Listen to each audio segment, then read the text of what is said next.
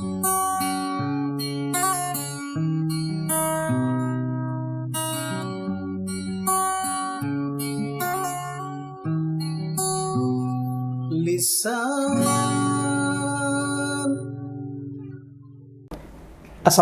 warahmatullahi wabarakatuh. Alhamdulillah, kembali dapat menyapa pemirsa di mana saja berada di channel Lisan yang insya Allah kita akan berbagi informasi tentang hal apapun yang hari ini ada di sekitaran kita yang perlu kita tanggapi dan perlu kita cermati agar kita tidak serta-merta mendapatkan informasi yang keliru dan mengambil langkah yang tidak benar.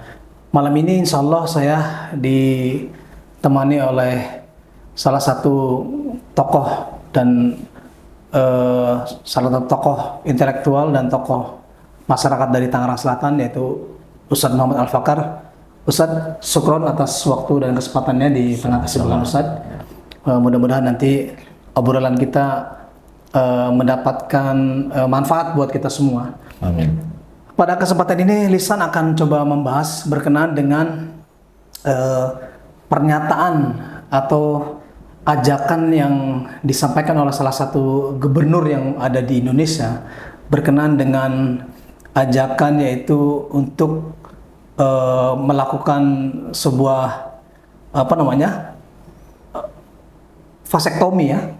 Melakukan vasektomi atau alat kontrasepsi ya, yang diminta kepada setiap masyarakat yang dia menerima bansos. Ini memang begitu sangat menarik perhatian, bahkan dari beberapa kalangan sudah menanggapi perihal ini. Dan kami pun di sini insya Allah akan mencoba menanggapi ini Ustadz ya. Jadi mudah-mudahan nanti pembicaraan kita, bahasan kita bisa kita cerna dan insya Allah para pemirsa Lisan dapat menyimpulkan berkenaan dengan isu yang terjadi pada saat ini, terutama di isu berkenaan dengan bansos yang diajak untuk para orang-orang yang mendapatkan bansosnya untuk melakukan vasektomi. Baik, langsung saja. Dalam kondisi seperti itu tentunya ini kan tentunya ada implikasi beberapa hal tentunya dengan hukum ya Ustadz ya. Yeah. Jadi dalam pandangan hukum hukum positif ya, atau dalam pandangan hukum Islam Ustadz, berkenaan vasektomi itu seperti apa Ustadz? Fadhil Ustadz. Ya. Baik, bismillahirrahmanirrahim. Assalamualaikum warahmatullahi wabarakatuh. Waalaikumsalam warahmatullahi wabarakatuh. Pemirsa channel Lisan yang berbahagia, alhamdulillah kita kembali dan pada kesempatan kali ini kita coba membahas tentang isu yang cukup aktual dan itu tentu menyangkut kaum muslimin yang menjadi warga mayoritas di Indonesia ya, khususnya di Provinsi Jawa Barat ya. Itu terkait dengan adanya pemberian bansos yang dikaitkan dengan kebijakan untuk melakukan vasektomi ya. Tadi sudah disampaikan bahwa vasektomi itu kebijakan, bukan sekedar ajakan ya. Kalau ajakan itu kan kita bisa menerima ajakan itu atau tidak. Tapi kalau kebijakan yang dikaitkan dengan bansos, berarti siapapun yang akan diberikan kepadanya itu bansos, maka harus mengikuti kebijakan tersebut, yaitu melakukan vasektomi. Di dalam pembahasan hukum syariat Islam itu sebetulnya sudah banyak dibahas ya, termasuk oleh Majelis Ulama Indonesia ya, kemudian juga oleh beberapa organisasi Islam dan para ustadz, para tokoh ya, itu sudah membahas tentang vasektomi ya. Jadi secara umum vasektomi itu kan salah satu bentuk KB ya, tapi yang dilakukan terhadap seorang laki-laki ya, seorang bapak dengan jalan memutus saluran yang menghasilkan sperma. Kalau di perempuan itu kan tubektomi ya. Nah, karena itu modelnya pemutusan saluran sperma, nah, maka itu terkategori pemutusan yang bersifat permanen ya.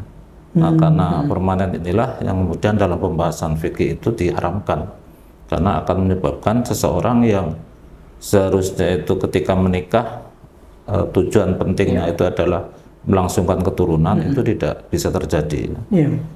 Kalau dia misalnya, ini kan kaitannya dengan bansos. Kalau dia belum punya anak, apalagi kalau dia misalnya baru punya anak 1 atau 2, kemudian ada masalah, dia tidak bisa melangsungkan keturunan lagi ya, karena dia sudah terputus saluran saluran spermanya, sehingga tidak bisa menghasilkan keturunan lagi. Nah, itulah yang kemudian para ulama itu mengharamkan, Baik. karena sifatnya permanen. Nah, KB sendiri itu kan kalau secara pribadi hukumnya boleh mubah ya, dalam rangka untuk mengatur terkait dengan kelahiran anak, terkait dengan bagaimana dia melakukan pendidikan kepada anak dengan jarak-jarak tertentu yang kemungkinan dia akan bisa optimal di dalam melakukan pendidikan terhadap anak ya, ataupun pemeliharaan terhadap anak, sehingga dia boleh. Tapi kalau sebagai sebuah program, ini pun para ulama mempermasalahkan ya, karena kalau sebagai program berarti akan mengendalikan keturunan itu secara massal ya. Padahal di dalam Islam itu kan seorang anak adalah aset ya, aset untuk beramal soleh, termasuk juga aset umat. Kalau umat Islam itu besar, banyak ya, dan produktif, tentu ini adalah aset yang luar biasa dalam rangka untuk menguatkan umat Islam. Nah, kalau masalah jumlah yang banyak dan susah dalam kaitan dengan pendidikan ataupun pemeliharaan, ini kan ada tahap-tahap yang harus ditempuh ya. Tahap pribadi, yaitu orang tua sendiri, kemudian keluarga ya, dan negara ya. Kalau keluarga dan pribadi itu orangnya mampu ya, harusnya mereka yang melakukan. Tapi kalau kurang mampu, harus dibantu orang-orang terdekat, terutama dari keluarga ya. Nah, kalaupun masih kurang mampu, negara harus mengambil posisi bertanggung jawab untuk membantu mereka. Nah, sehingga persoalan pendidikan, persoalan pemeliharaan itu sebetulnya masalah yang harusnya bisa diatasi, sehingga KB yang sifatnya itu massal, KB yang sifatnya permanen ya, dalam kasus ini vasektomi, maka tidak dibolehkan. Artinya haram saja itu Haram. secara Ya, pandangan kalau Islam. kita mengacu ke MUI saja itu mengharamkan. Iya. Dari beberapa tanggapan yang disampaikan oleh terutama dari aktivis HAM ya, bahkan ini menyampaikan bahwa anjuran atau ajakan atau tadi disebut oleh Ustadz itu sebagai sudah menjadi kebijakan ya, kalau memang ini artinya diresmikan wacana ini, berarti ini menjadi sebuah hal yang memang sangat bertentangan ya dengan para orang yang menganggap sebagai para aktivis HAM itu, karena menganggapnya bahwa dalam undang-undang itu kan tubuh masyarakat atau rakyat itu tidak boleh diintervensi oleh negara, apalagi ini yang menyampaikannya memang belum di level negara ya Sad ya, baru di daerah, artinya kan gitu. Nah ini tadi berkenaan dengan hukum vasektomi dalam Islam sudah jelas bahwa itu diharamkan karena memang bersifat permanen yang akhirnya itu dapat menimbulkan beberapa masalah, tentunya kaitannya dengan populasi ya, itu bisa pertumbuhan populasi yang bakal terganggu. Yang kedua mungkin jadi isu vasektomi ini itu kan berkenaan dengan bansos ya Ustaz ya, bansos atau mereka bilang itu sebagai ini ya, insentif ya, kalau tidak salah itu kurang lebih sekitar Rp500.000 per bulan kalau tidak salah, buat atau masyarakat yang memang bersedia untuk melakukan vasektomi tersebut. Ini kan kita lihat sebagai kezuliman ya kan gitu. Nah, tanggapan Ustadz seperti apa ya dengan kondisi seperti itu? Iya, jadi tadi dikatakan bahwa itu menyangkut kebijakan negara ya. Walaupun dilakukan oleh Pemda itu kan bagian dari negara, walaupun tidak secara nasional ya. Jadi itu bukan sekedar kebijakan sifatnya lokal, kemudian dikatakan bukan negara ya, karena ini menjadi kebijakan yang menjadi bagian dari pemerintah, walaupun itu Pemda dan sifatnya provinsi atau lokal ya, tapi itu bagian dari negara. Nah, karena itu kalau dikaitkan dengan ini negara atau bukan ya sudah masuk kebijakan negara. Karena untuk memberikan bansos itu juga diberikan oleh negara. Iya, Nah, betul. persoalannya ketika mengaitkan antara vasektomi dengan bansos, di mana bansos itu menjadi kebijakan negara, itu menjadi masalah yang dalam konteks pemeliharaan yang harusnya dilakukan oleh negara terhadap rakyat, ini bentuk kedoliman ya. Karena bansos itu kan bagian dari kewajiban negara memberikan pelayanan kepada masyarakat, khususnya yang tidak mampu ya. Orang-orang yang tidak mampu ya memang selayaknya diberikan bansos tanpa Ada mengaitkan dengan apapun ya. Karena dia memang masyarakat atau rakyat yang memang membutuhkan, dan negara lah yang bertanggung jawab untuk melakukan itu semuanya ya. Walaupun kalau misalnya ada anggota masyarakat yang memberikan ya itu menjadi kebaikan baginya ya. Tapi penanggung jawab utama itu adalah negara. Negara ya. Sehingga kalau negara itu melihat ada pihak-pihak anggota masyarakat yang membutuhkan seperti itu, ya memang selayaknya diberikan bansos. Betul. Bahkan lebih dari itu, ya, bansos itu kan kayak hanya sekedar perangsang ya. Ya. Nah, sementara solusi secara mendetail dan menyeluruh itu kan tidak diberikan. Nah, sehingga sering kita mendapatkan informasi misalnya bantuan sosial, bansos itu dimanfaatkan oleh pihak-pihak yang tidak selayaknya mendapatkan. Nah, apakah karena dia itu punya hubungan dekat dengan aparat di daerah yang kemudian dia menjadi pihak yang mendapatkan yang seharusnya tidak mendapatkan ya, atau dimanfaatkan oleh orang-orang tertentu bukan untuk kepentingan menyelesaikan masalah dia ya. Sehingga misalnya ada kasus dana bansos itu diberikan pulsa ya, dana bansos itu untuk dimanfaatkan kepada yang lain ya. Nah, ini tentu pemberian yang tidak tepat ya. Di samping juga jumlah seperti itu juga atau jumlah sebanyak itu juga bukan jumlah yang besar ya. Nah, karena itu pemberian bansos seharusnya memang harus menjadikan solusi terhadap masyarakat khususnya yang memang benar-benar tidak mampu ya. Betul. Nah, sehingga benar-benar harus selektif dan harus sampai kepada pihak yang membutuhkan. Nah, sehingga dalam kaitannya dengan mengaitkan dengan vasektomi, itu menjadi kebijakan yang dalam bahasa HAM itu juga melanggar HAM ya, tapi yang kita bahas secara lebih khusus ya memang dalam tinjauan syariat Islam ya. Nah, sehingga ini melanggar syariat Islam dan itu bentuk kedoliman. Kenapa? Karena bansosnya itu sendiri harus dilakukan, sementara mengaitkan dengan sesuatu yang tidak boleh dilakukan, yang haram dilakukan, itu tentu berarti kan memaksa seseorang untuk melakukan sesuatu yang haram. Iya, Ustaz. Baik, kalau kita lihat adanya isu ini yang bergulir kan sebetulnya kita melihatnya saja itu semacam respon kan dari dari seseorang ya yang menjadi kepala daerah merespon tentang kemiskinan tentunya kan. Iya, dari sisi itu memang itu kita melihat ada kepedulian kan terhadap rakyat atau masyarakat yang memang mereka dalam kondisi yang memang miskin gitu kan. Nah ini kan akhirnya jadi semacam kayak kontradiksi. Di sisi lain ingin mengentaskan kemiskinan, tetapi ada hal yang lain yang justru itu menjadi menambah masalah. Jadi berkenaan dengan kemiskinan itu akar masalahnya seperti apa sebetulnya ya? Begitu saja. Kemiskinan kalau para pakar itu membahas itu kan memang ada beberapa macam atau beberapa kategori ya. Ada yang membahasnya dari sisi sifat kemiskinan itu sendiri, sehingga ada yang mengatakan kemiskinan itu ada istilah kemiskinan yang bersifat absolut ya. Kemiskinan absolut itu realitas kemiskinan atas orang yang terkait ya, yaitu orang-orang yang tidak mampu untuk memenuhi kebutuhan-kebutuhan yang bersifat individual ya, kebutuhan bersifat dasar ya. Misalnya dia masalah pangan itu kekurangan ya, kemudian sandang, papan ya, itu tidak mampu untuk memberikan pemenuhan. Nah, ini masuk kategori kemiskinan yang absolut ya. Nah, untuk yang seperti ini maka memang ya harus diatasi. Kalau dia tidak bisa mengatasi sendiri berarti harus dibantu pihak lain ya. Nah, pihak lain itu siapa? Ya orang-orang terdekat dan yang harus memastikan bahwasannya dia bisa menyelesaikannya itu adalah negara ya. Sehingga ketika negara itu melihat dia itu tidak bisa memberikan solusi atas kemiskinan itu, berarti dia harus ikut campur. Dia harus memberikan solusinya atas orang yang bersangkutan ya.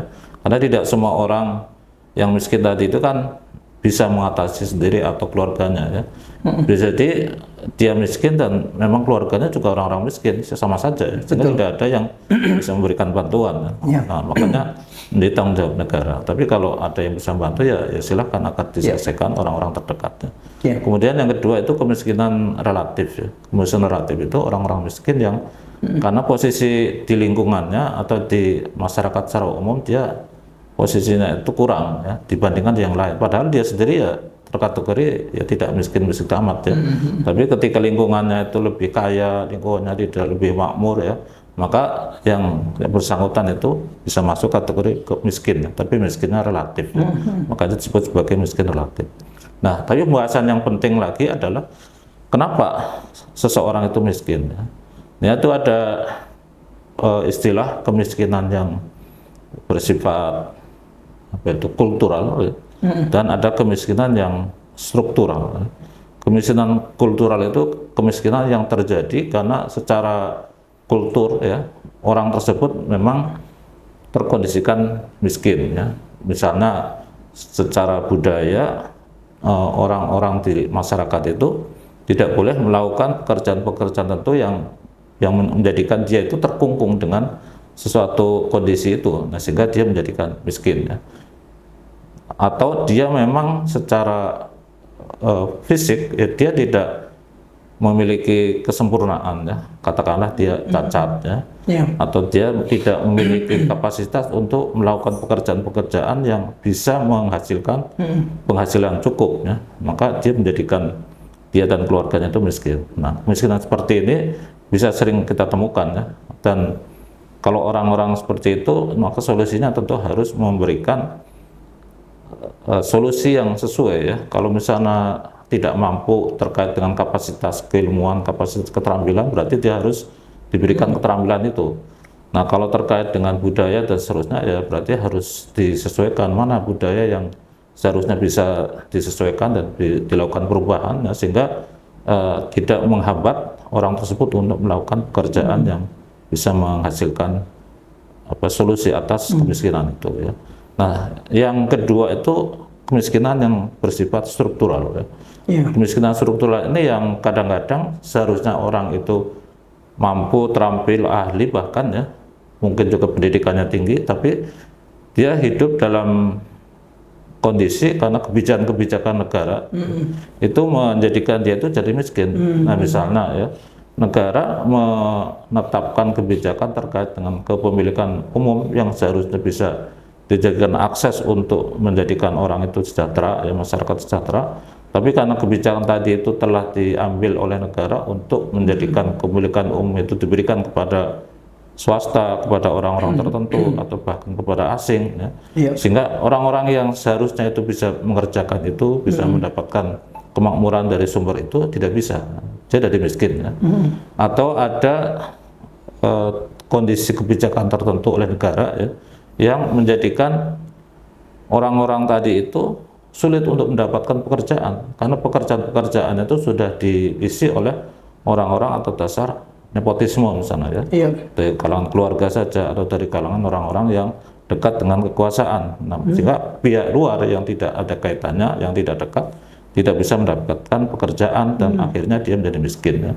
Nah, yang terjadi saat ini kan kebanyakan kemiskinan yang model ini, model struktural ya. Karena tidak ada akses atau tidak diberikan kesempatan oleh negara ya, negara itu sibuk dengan urusan-urusan yang sifatnya untuk pamor ya, untuk kaitannya dengan misalnya mendapatkan suara terbanyak ya. Nah, sehingga kebijakan-kebijakannya itu hanya bersifat untuk kepentingan dia sendiri atau golongannya ya. Nah, akibatnya adalah terjadi kemiskinan yang seharusnya tidak terjadi karena masyarakat tadi kan seharusnya punya akses dan punya keahlian, keterampilan, bahkan mungkin orang-orang yang pendidikannya tinggi ya, tapi karena ada kebijakan-kebijakan seperti itu, nah sehingga mereka tidak bisa mendapatkan kesempatan, karena mereka menjadi orang-orang miskin. Nah, itu yang harus kita lihat ya, sehingga solusinya pun akan tergantung ya, ini masuk kategori kemiskinan yang seperti apa. Baik, Ustaz. Masya Allah, luar biasa. Jadi semakin dijelaskan, jadi semakin rumit kayak ngeliat benang kusut, ngeliat kondisi kemiskinan kita ini ya. Jadi tadi memang salah satunya adalah bentuk respon yang tadi disampaikan, adanya kebijakan atau berkenaan dengan bansos tadi yang hingga akhirnya menghimbau masyarakat yang memang menginginkan bansos tersebut untuk melakukan vasektomi. Itu di sisi lain memang ada hal yang memang ditawarkan adalah yang bersifat solutif, tapi ternyata ya tadi ternyata ini bukan menjadi solusi ternyata. Dan tadi dijabarkan berkenaan dengan kemiskinan, apa namanya, malah makin apa namanya, melihatnya semakin kok kita seperti masih jauh sekali untuk mengentaskan kemiskinan ini, Ustaz. Baik, ini mungkin ini pertanyaan terakhir ya. Jadi apa sebetulnya langkah konkret yang solutif berkenaan dengan kemiskinan? Tentunya kita melihat di sini dalam pandangan Islam ya, karena memang kita ya harus jujur bahwa kita adalah orang Islam, berakidah Islam, memiliki keyakinan Islam yang tentunya ya apakah betul Islam itu dapat menyelesaikan berkenaan dengan ya kemiskinan ini, Ustaz? Ya. Nah, problem-problem kemiskinan tadi ya, itu kan memang harus dilihat dari fakta sumber kemiskinan. Kalau kemiskinan itu terjadi karena persoalan budaya, ya, persoalan keterampilan, keahlian, maka yang harus diselesaikan itu adalah memberikan keahlian, keterampilan kepada masyarakat, ya, kepada orang-orang tertentu yang memang dia menjadi penanggung jawab untuk memberikan nafkah bagi keluarganya. Ya. Jadi para ayah, para anak laki-laki ya dan sebagainya harus diberikan keterampilan itu sehingga mereka bisa bekerja sebagaimana yang diinginkan untuk mendapatkan penghasilan yang mencukupi ya. Nah, yang kedua ya tentu diberikan lapangan pekerjaan yang sesuai ya. Jadi memberikan bansos itu kan seolah-olah memberikan bantuan ya. Tapi sebetulnya juga di satu sisi akan menjadikan orang-orang itu kan tergantung. Dia jadi akan merasa ingin diberikan bansos terus ya. Betul. Nah, padahal seharusnya yang lebih penting itu kan bukan memberikan bansos tapi memberikan pekerjaan. Lapangan pekerjaan dibuka ya dengan mungkin membuka industri baik yang dilakukan oleh negara itu sendiri maupun mendorong pihak-pihak tertentu untuk membuka pekerjaan yang bisa menjadikan kesempatan masyarakat banyak itu bisa bekerja ya. Itu yang lebih penting karena 500.000 itu kan nggak seberapa, tapi kalau dia misalnya 500.000 itu bisa dilakukan dalam 3 bulan ya hanya 3 bulan saja, setelah itu bagaimana? Betul. Tapi kalau bekerja kan dia akan bisa mendapatkan penghasilan yang rutin ya. Nah, sehingga ini menjadi solusi yang memang lebih tepat. Ini terkait dengan yang pertama. Nah, yang kedua, negara harus melakukan kebijakan-kebijakan yang memang mendorong orang itu untuk menjadi makmur, menjadi kaya ya. Data yang kita dapatkan ya dari berbagai sumber itu kan misalnya yang sempat disampaikan oleh Mahfud MD ya. Nah, dia merujuk kepada apa yang disampaikan oleh Abraham Abraham Samad ya, bahwasannya kalau korupsi ya terkait dengan pertambangan itu bisa diselesaikan atau bisa dicegah ya, itu akan bisa memberikan kesempatan setiap anggota masyarakat ya, setiap orang itu bisa mendapatkan dana per bulan 20 juta ya, tanpa bekerja ya. Masya Allah. Nah, itu kan luar biasa. Orang dengan gaji 20 juta itu besar sekali. Besar sekali. Nah, apalagi dia diberikan dengan cuma-cuma. Nah, itu berarti sebetulnya negara itu sangat mampu untuk memakmurkan rakyat. Nah, tapi problemnya itu adalah korupsi yang luar biasa ya. Data yang disampaikan oleh PPATK saja itu di tahun 2024 ya, itu ada dugaan korupsi yang jumlahnya itu hampir 1.000 triliun ya. Itu besar sekali ya. 1.000 triliun itu kan berarti sekitar sepertiga nilai APBN ya. Nah, itu kalau dikorupsi berarti sepertiga APBN itu hilang ya. Tidak bisa dimanfaatkan untuk pembangunan, tidak bisa dimanfaatkan untuk kesejahteraan masyarakat ya. Artinya jumlah yang sangat besar yang itu adalah dikorupsi oleh orang-orang tertentu ya. Nah, jadi sebetulnya kalau kasus yang untuk korupsi, untuk kemiskinan mengatasinya dengan kebijakan negara, berarti negara harus melakukan paling tidak dua hal.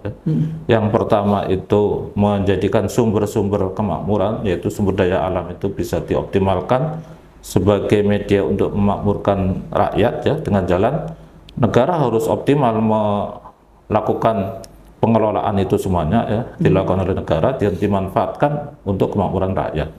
Jangan dijadikan model kapitalis ya, di mana sumber daya alam itu diberikan kepada swasta, diberikan kepada individu, bahkan diberikan kepada asing. Sementara negara itu hanya berharap pajaknya saja. Nah, pajak itu kan nggak seberapa. Betul. Ya. Nah, sementara penghasilan yang luar biasa itu diberikan kepada pihak luar, pihak asing atau pihak swasta. Ya. Nah, jadi ini yang harus dilakukan oleh negara untuk melakukan kebijakan yang benar terkait dengan sumber daya alam. Iya.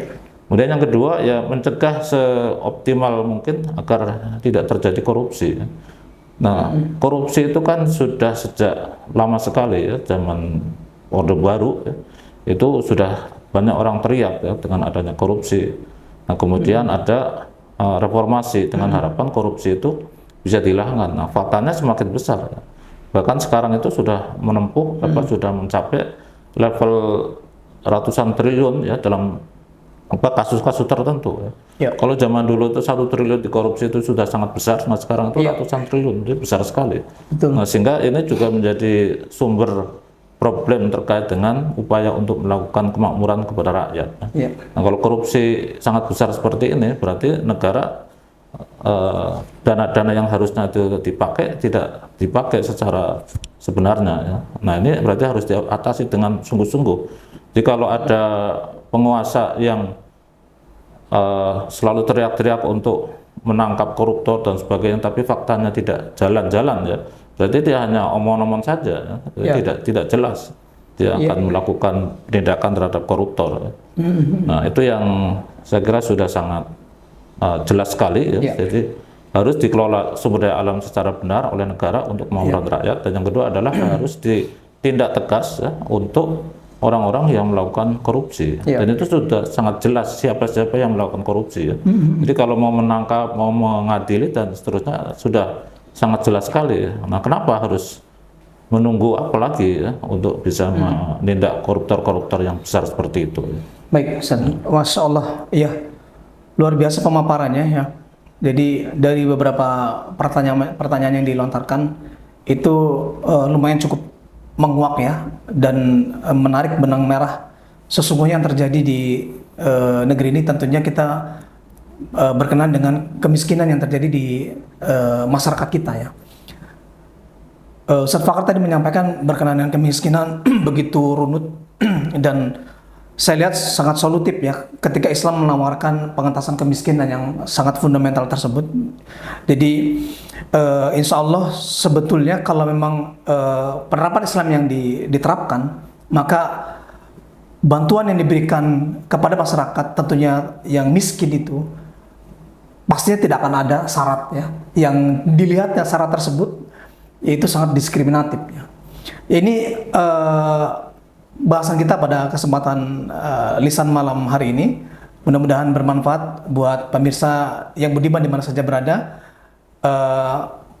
Semoga dapat mengikuti tayang-tayang berikutnya yang insya Allah kita mendapatkan pencerahan dari semua apa yang kita sampaikan di tengah-tengah channel lisan yang akan terus kita hadirkan. Dari kami kurang lebih mohon maaf. Assalamualaikum warahmatullahi wabarakatuh. Waalaikumsalam warahmatullahi wabarakatuh.